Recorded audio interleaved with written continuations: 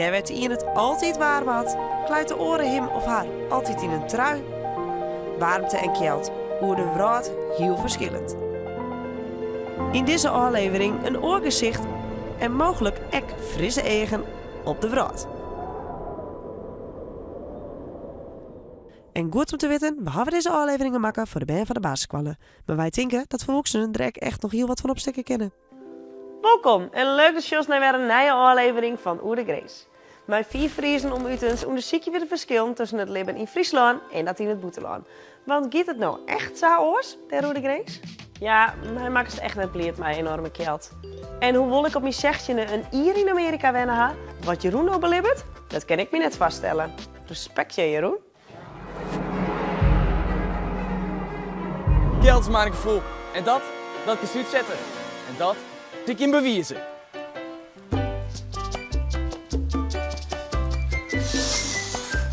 Elke keer zit wel wat raar op. Want oh ja, het is vierstens te koud om in een kwarte broek en in een t-shirt erin. Maar diezelfde mensen springen op 1 januari wel alweer het batterie voor naar ijsdoek. En dat keek nou ik, man. Denk eens aan de prehistorie. Hoe houden de Neandertalers haar warm in het begelijkste ijstijd? Die wikkelen toch ik gewoon terug? Het menselijk lichaam heeft volle meer on dan dat stinkst. Bij gelijks, de kortste dag in de oude 120 jaar in Nederland weer op 16 januari 2013. Min 18 graden. Het is wel koud, hè? Maar, kill mij wel erger. Ik bedoel, ik ben wel wat wend.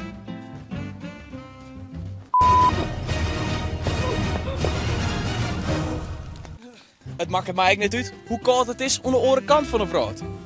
Hoe verstaat het, Jeroen?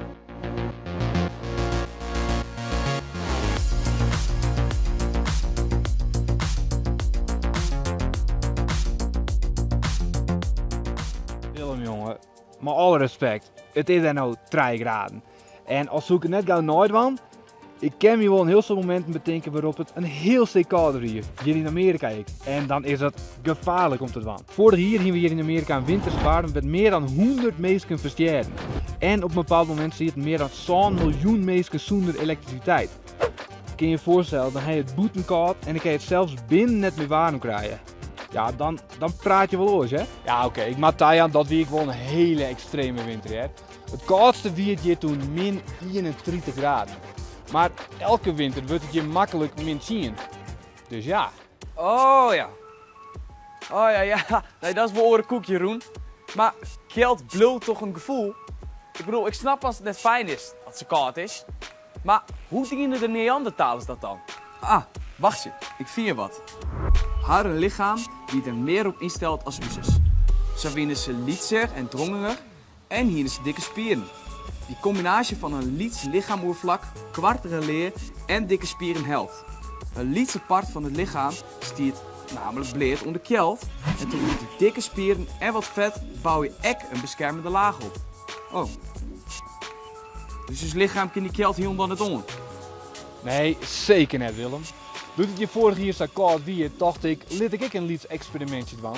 Maar ik hier wel een trui aan, een shirt aan, een jas aan, 2 broeken, 2 paar sokken en toen ben ik naar buiten heen.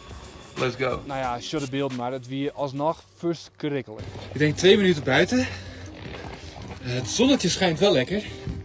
Kijk. Maar het is wel echt heel koud en ik merk het ook aan mijn adem.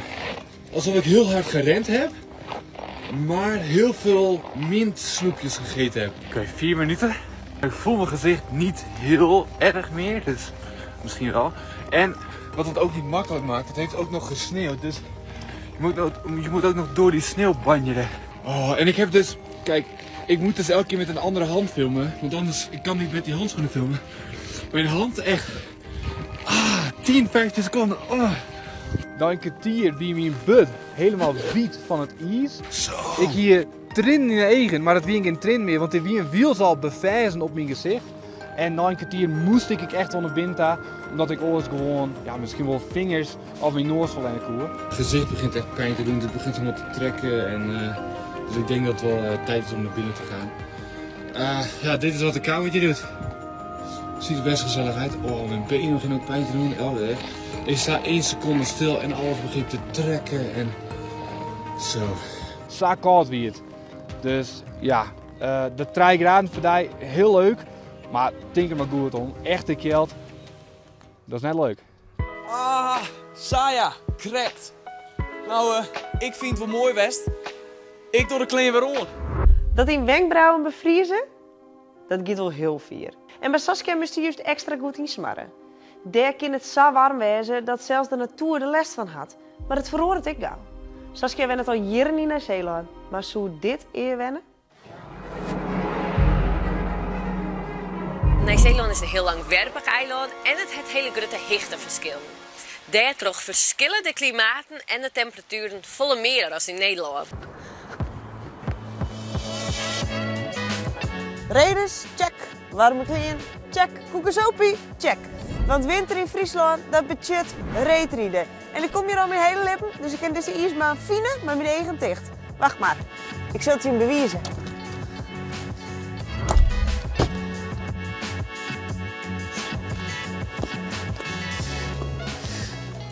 Oh, we kunnen vanzelfs net reetrieden. Wat een matige winter is het, sis. Het had ik amper koud west. Maar hoe is het waar aan de orenkant van de Wraad, Saskia? Het is bij je grif simmer, of net?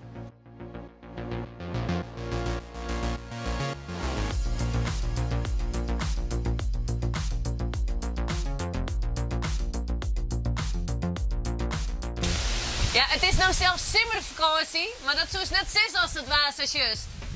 Ja, een paar weken limo in de kriest wierd je nog tropisch warm. Maar dat is dus nou wel los. En dat is net ongewoon van Nieuw-Zeeland, want het waar kun je er heel vlug omslaan. Kijk, als in Nederland hebben we hier in Nieuw-Zeeland een 4 seizoen. Maar Nieuw-Zeeland is een heel langwerpig eiland en het heeft hele grote hichtenverschillen. Daardoor verschillen de klimaten en de temperaturen volle meer dan in Nederland. Door de opwarming van de aarde verandert ook hier het klimaat. Zoals je gewoon heel tijd meer bosbrand, omdat het warmer en droger wordt. En de gletsjers in het Zuidereiland smelten in rap tempo. Ook cyclonen komen steeds vaker voor, zoals als nu het geval is. Tja, klimaatverandering. Een probleem voor de hele aarde. Gewoon onderzoekers houden vol dat het geen probleem is, omdat de aarde altijd warmer en kouder wordt. Zo de aarde in de skiertnis, zo neemt de warme perioden, maar zo neemt de ijstieren. Gewoon onderzoekers binnen van mening dat het klimaat altijd veranderen zal. Door het broeikaseffect liet je de warme periodes heel tijd langer te worden. Maar het liet het heel tijd langer te worden voordat er weer een ijstijd komt. In Nederland zal het daarom ook warmer worden. En dus winters zullen heel tijd milder worden. Zo wordt ervoor zijn dat het in het minste geval in 2050 nog maar 18 dagen vriezen zal. Er kunnen meer regenbuien en stormen komen. En ik ken er de lange droge periodes komen. En dat is min voor de landbouw en de beesten. 2 weken links toen het veld hier achter mij nog heel nog vol met tinten en caravans. Maar haast alle gezinnen zijn nou naar huis te gaan omdat de waskogen waard van meer waar. En dat is spietig natuurlijk, want squalben en no krek een grote vakantie. Door het tannim van de zeespiegel komen ook stromingen hier steeds vaker voor.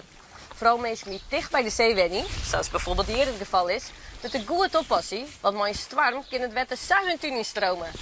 Wat dat betreft vinden die Friese dikken helemaal zo gek nog net.